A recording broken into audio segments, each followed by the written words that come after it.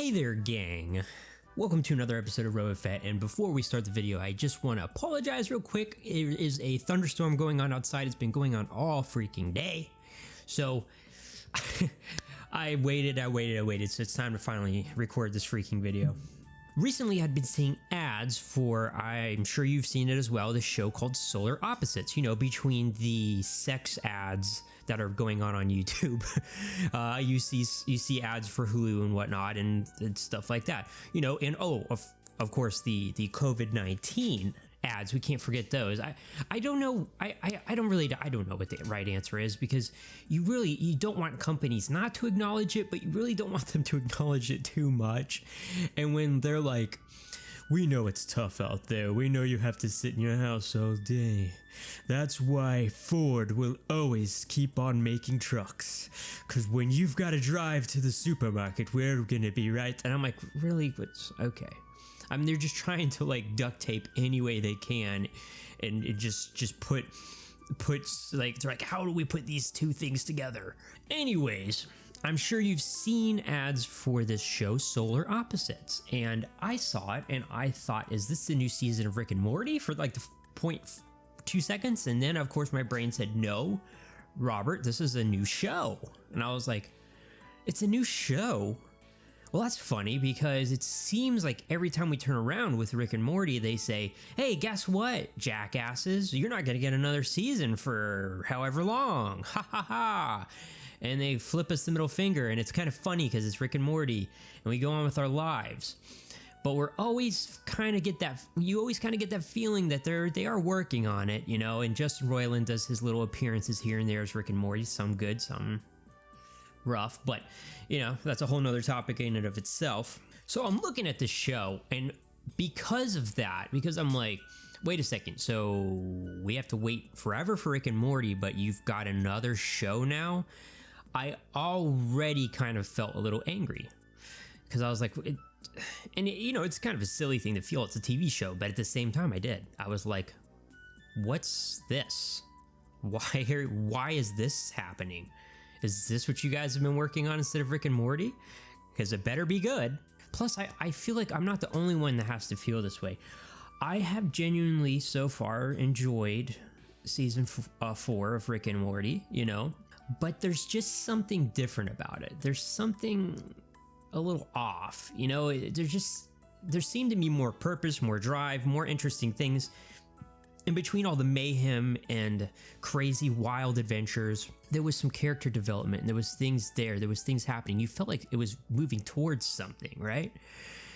And in season 4, I kind of feel like that just kind of goes away, and I've heard the reason why is because Dan Harmon kind of feels like this should be a show like the Flintstones or Family Guy, where anybody can just start watching it at any point and be okay.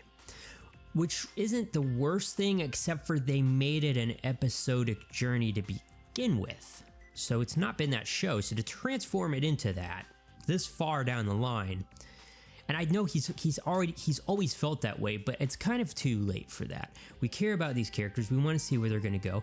And honestly, I want to see it kind of like Breaking Bad. I want to see it have a good ending. I'm sure that there's people that didn't like the ending of Breaking Bad, but I thought it was a very good ending. And the point is that the show had an ending in mind. It had a place where the characters were going. They had a journey, and you want that to pay off. And there's just something missing about that. Also, crude humor is a dual-edged sword, because you don't want to be too crude, but you don't want to be, you know, it's dark humor, so you don't want to be, you know, too light on it either. But that being said, they have just gone balls to the walls this 4th season. You know, people are just getting killed and smashed for no good reason. They're dropping F-bombs like, you know, there's no tomorrow. There's just tons of stuff going on. And I myself, I've always found it funnier when you just keep it that to a sparse minimum, to where it's funny enough when it's doled out, you know, and to have reasons for things, you know. I mean, you know, Rick and Morty's always been violent, but there's always just been like this funny undertone, funny joke behind it. And when the violence gets too excessive, when the crudity of the show gets too excessive, it goes against itself. It goes against what you're trying to do. Everything in moderation. That's always been my philosophy. That being said, between waiting forever for shows to come out and, you know, it seems like the show's kind of losing its luster a little bit. That could just be me, but it feels like there's just something that's happening this season that wasn't happening before. It begs the question, what is with this new show? And it's not like they just pulled this show out of their butt. Apparently, from what I've heard, they've had this show in the works ever since 2018, you know, so it's been in the works for 2 years. But even back then, we were waiting forever. I mean, you know, I remember when Mr. Poopy Butthole was like, oh, wait till you guys gotta wait till the next whatever to see. And that was a big wait. And I want to say that was around that time. So I think the big question on all of our minds, especially when we see the ad for this show, is it worth it? Is it different from Rick and Morty? Does it need to exist? Should it exist, especially when they have something as ambitious and groundbreaking as Rick and Morty, where they're always doing things to flip things on their heads, and every episode kind of leaves you surprised. Well, I went ahead and did it. I watched all 8 episodes of this show. Not hard to do. The episodes aren't that long, so if you want to do it yourself, I would highly recommend it, seeing as it will help you formulate your own opinion. But as far as I'm concerned, this show does not, and I repeat, does not need to exist. Does that mean I hate the show? No, I did hate it when I was watching the commercials, because I was like, what is this? Why, God? But then I quickly got over that. I watched the show. I gotta say, there's a lot of things I enjoyed about the show. I'm a staunch advocate of finding the positive in things. Haven't always been, but it's been a learning process with me. So I would like to go through what I did like about the show. First off, there's a lot of funny things in this. There's a lot of funny parts in the show. You know, you notice I don't say on the whole it's funny, but there's a lot of funny, and of course there is, because, you know, Justin Roiland's involved. He's got a lot of other people involved that, you know, are not new to comedy. Dan Harmon's not involved in this show. That Mike McMahon guy, I don't know. I don't know how to say his name. I know he directed one of the episodes of Rick and Morty. He's also co-writing this with Justin Roiland. One episode in particular I thought was really funny is there's this episode about gender equality, and they just turn everything on its head. They make fun of everything, and it's a really good episode. They end up wanting to make a man cave, and things go awry. It's just funny, aliens making a man cave, but they don't necessarily understand why they're making it. So there's just a lot of funny things in that episode. It's probably my favorite episode. The idea of the show is not bad. It's not bad at all. The idea of some aliens coming here and having to live here, you know, the best way that they can is pretty hilarious. You know, like I said, I don't want to spoil too much, but this is explained to you in the opening intro. 2 full-grown aliens, they're replicants, which are supposed to be kind of like their kids, but they're not. It's, you know, they're aliens, so they have a different family dynamic. And then their pupa, which is kind of like a pet, but also not. They leave their home planet before it gets destroyed by a meteor, and then they have to live on Earth till their pupa grows to maturity and destroys the whole planet or terraforms it, which they're very scared about. And that's about as much as I'm going to go into the show. If you really want to watch the show, watch the show. I hate when people go over the entire show in these videos for you guys. You don't need that. But that's pretty much the gist of it. And it's a funny idea. It really is. And probably my favorite character is Jessie. She is the replicant of the green alien, Terry. She kind of reminds me of Mabel Pines from Gravity Falls. And, you know, she's just got more of the positive outlook on things, even though things are getting, like, constantly murdered and stuff in the show. It's just her reaction to everything is just very funny. I find it very, very humorous, and I like her. There could be a crossover between this and Rick and Morty. The art styles are exactly the same. I'm not even gonna say similar. They're just the freaking same. No differences at all. And you know, there are times when I'm genuinely invested, especially my favorite part of this show is there's something called the Wall. And basically it's like an ant farm built into the sun replicant. His name is Yumulak. It's built into his wall. And basically he shrinks down people he doesn't like or who he feels that have wronged him, and he launches them into this wall, and it's like a post-apocalyptic world once you get in there, and there's like stuff shrunk down like toothpicks and floss sticks, and like people wear things like Legos and toothbrushes on top of their head, and like, you know, people wear like rat skins because they've been hunting rats, but also like there's people that farm rat, and it's just hilarious. They make like this whole post-apocalyptic future in there, so anytime anybody else gets added in there, you kind of see the progression of that, and there's actually a progression of that story. There's actually like a story there, and I thought that was interesting, and I found it like I found it a little off-putting actually, that I was kind of a little bit more interested in what was going on in the wall than I actually was with the alien family, but we can get to that in a second. But on the whole, I think that there's a lot of interesting ideas there, and this is not a bad show. I don't want to say it's a bad show because it's really not. You can sit there and you can watch it and you can have some laughs. That being said, does this show need to exist? I freaking don't think so. I really don't feel like this show needs to exist. Partly because, like I said, it's dividing their work on Rick and Morty. That's the first thing. They've already, and you know, I know a lot of people are going to say, well, what, he can't have two shows? Well, not if he can't focus. Not if you can't focus on them, because what's going to end up happening is this, you know, some things are going to cannibalize things that would have probably happened in the other show, especially because these shows are so freaking similar. It would be one thing if it was this super fresh new idea, but everything about the show is literally the opposite, but also the same of Rick and Morty. And I know that might not make sense at first, but let me just explain it this way. In this show, these aliens go to Earth, and their whole existence is to stay on Earth. All the episodes pretty much take place on Earth, except for a few exceptions from a few scenes that don't take place on Earth, but actually end up taking place on Earth if you really think about it. And you'll see what I'm talking about, especially in the last episode. Then you go over to Rick and Morty. And Rick and Morty is all about going out, exploring different parts of the universe, different galaxies, different dimensions, different, you know, whatever. That's very rarely on Earth. And when it is, it is. But, you know, there's definitely that element of, oh, we got to go here, we got to go there. This one's like, let's stay here. And even the main character, Corvo, I don't know if he's the main character, but he is just so much like Rick, but not as good. He is like if him and Rick got together, Rick would mop the floor with this guy, because he's really just another alien that you would meet in Rick and Morty, but he's also an inventor, kind of like Rick, so he's always got, it's funny like what he knows and what he doesn't know. Like he'll have a certain technology that can do some sort of crazy thing, but also, and I know I'm getting off track here, but also their whole goal is to get the spaceship fixed so they can leave Earth before the pupa, you know, they don't want the pupa to evolve into its next Pokemon stage or whatever, because then it will eat the whole planet.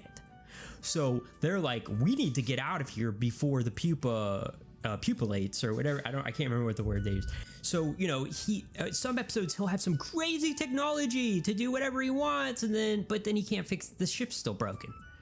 And I'm just like, so that really doesn't make sense, but okay, I'll go with it, you know, because I want to laugh, I want to have a good time, I don't want to think about things too much.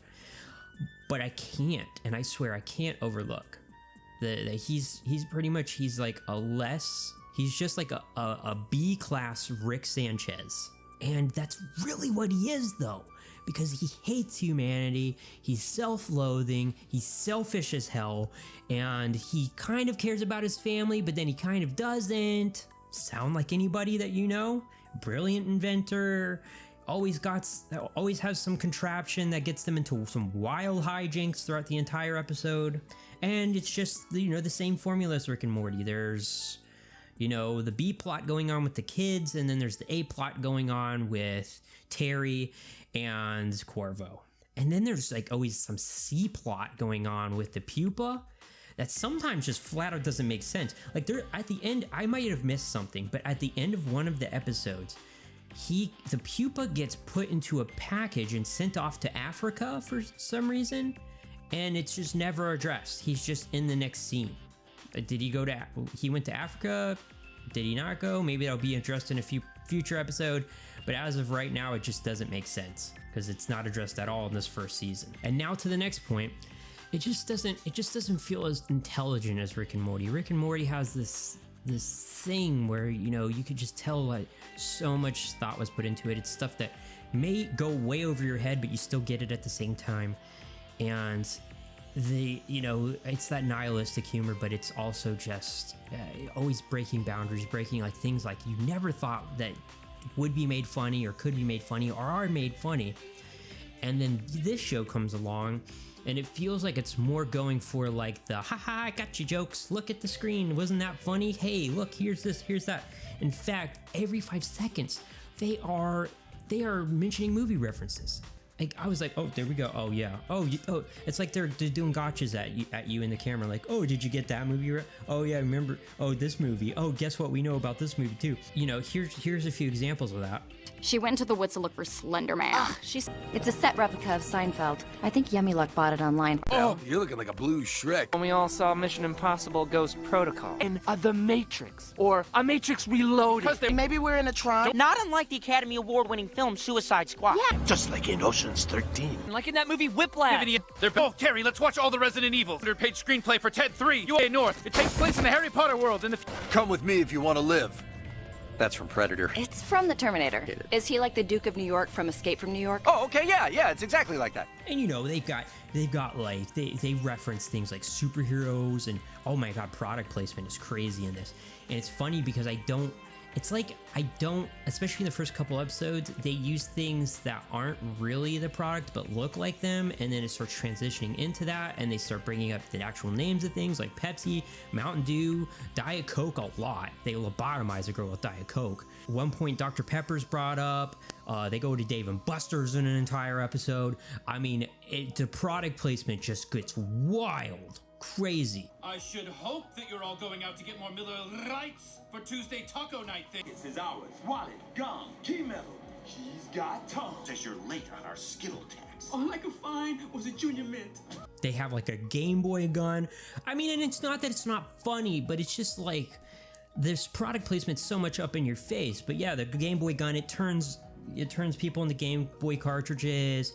There's a point where they have a girl tied up to one of those DSLs or what was it? No, what was the DS that looked like a Polly Pocket? Whichever one that was, I can't remember.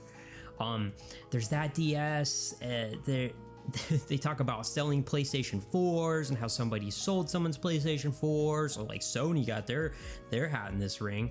And then, you know, for every time Rick and Morty has been raunchy, Rick and Morty has been violent, Rick and Morty has been just balls to the walls, this show takes it to the umph degree. And it's funny because I've seen people say, oh, this show's not quite as bad. No, this show is 10 times worse. There's a point in this show. So one of the teachers has a problem with the kids because she's like, you dirty aliens. And that's another funny thing, that's an aside real quick, is that at some points in the show, it's understood that they're aliens. Other points, people are surprised that they're aliens. Sometimes people reference them as messed up looking humans. Other times it's okay and everyone's okay with the fact that they're aliens. So it's like it doesn't know what it wants to do. But she's always comes out and she's like, oh, you effing aliens, you F this and F that and F, and oh, I'm going to the effing office. And then they get in there and the principal's like, you effing kids, go, this is effing ridiculous, you effing did this and effing did that. And I was like, not only is this just like so reality breaking, like what's funny about Rick and Morty is it slightly mimics reality to where it's like, this is a funny satire, this is a funny like depiction of reality. This show just goes completely into fantasy with how people act about things, which could be funny, but they take it too far. You know, and then like, of course I knew it. Like the second the kids leave the room, both of them look at each other like, oh, I want you so much. Oh yes, let's bang each other. And they just start like, literally just start smashing each other on the desk. I mean, like there's a part where like the teacher or the principal, excuse me for saying this, he starts eating out her ass. That happens in this cartoon show. And it's just too much. And it's way too much of it, you know? Like, I'm not really for that kind of comedy, but like, even if they want to do it every once in a while, I'd be like, well, but it's just like, it feels like it's all the time. crazy balls to the wall and they're killing people. I mean, it's funnier in Rick and Morty because, like I said, it's done less often. But in this show, it's just like, it feels like, I saw somebody else say this and I couldn't agree more. It feels like they just kill people just to end a scene because they don't know what else to do. Like, oh, this guy dies, isn't that funny? Ha! And I'm just like, well, kind of no. And here's the thing. It's just tough to go from Rick and Morty, which is this hyper intelligent thing, but also super enjoyable. You know, at times can be a little way too pretentious, especially in the 4th season, but on the whole, it's just this great idea that it just seemed to just keep getting better and funnier and funnier.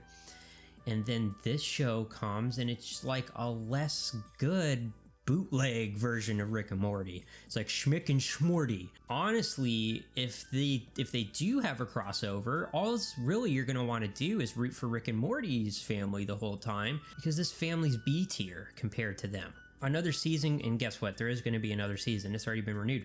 But another season of this could fix some things.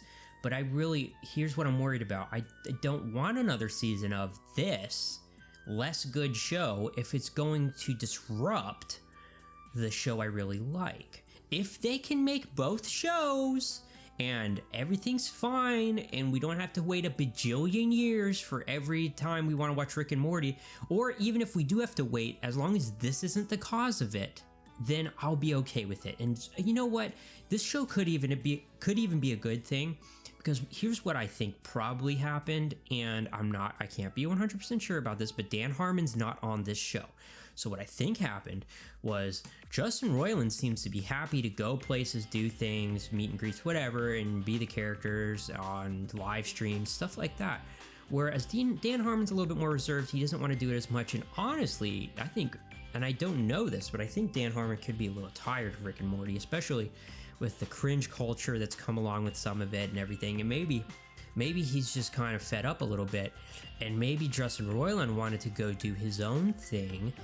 And Dan Harmon adds a lot of those aspects to Rick and Morty that make it so great. Not that Justin Roiland doesn't, because he certainly does. He adds a lot of that funny factor, but I think Dan Harmon adds a lot of that more intelligent, nihilistic, funny humor that you get with Rick and Morty.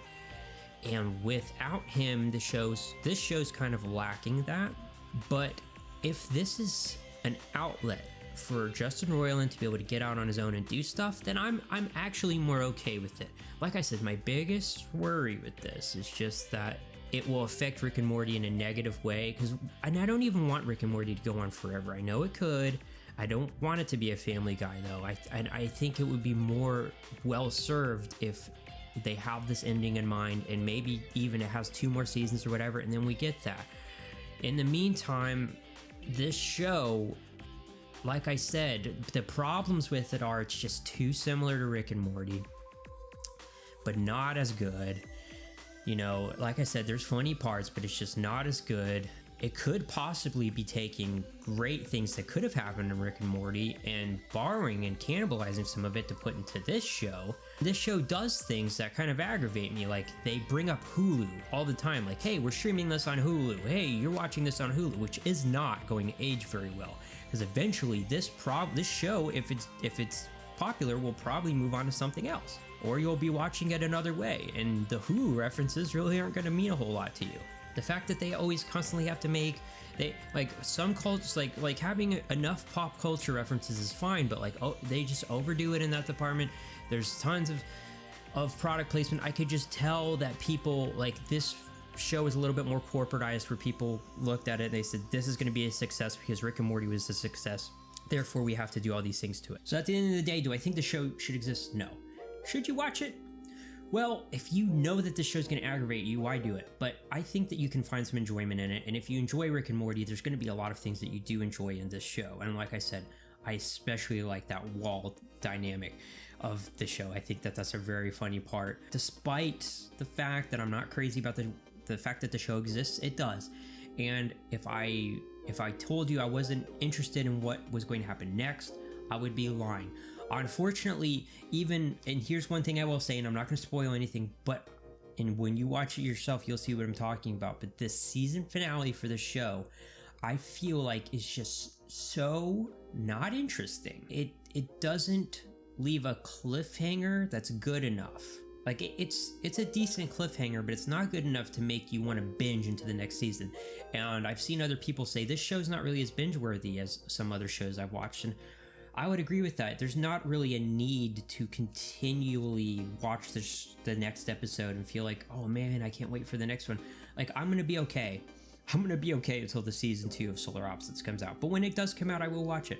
Should you watch it? If you like Rick and Morty, I think you'll find it entertaining. Just know it's not Rick and Morty. Even though it seems like it is a lot, it's not. It's probably never going to be. And if you can drop your guard and you can go into it with an open mind, then I think you might end up enjoying especially a couple of the episodes. So if this show were a question on a corporate survey scaled strongly agree to strongly disagree, I would go ahead and say neither agree nor disagree. I'd be right in the middle there.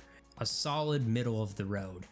It's not great. It has a lot of funny parts, a lot of potential, I think, but at the end of the day, it doesn't really need to exist, and more Rick and Morty does what it does, but better. And I would really, unless the show is completely and totally original, I would rather them just focus on that. But the show is here, so I'm going to try and enjoy it for what it is. Anyway, thank you guys so much for watching. If you have watched it or you're on the fence about watching it or anything, I would like to know about that down in the comments section below. So please let me know how you feel about that down there. And as always, stay awesome, stay beautiful, and I'll see you in the next video.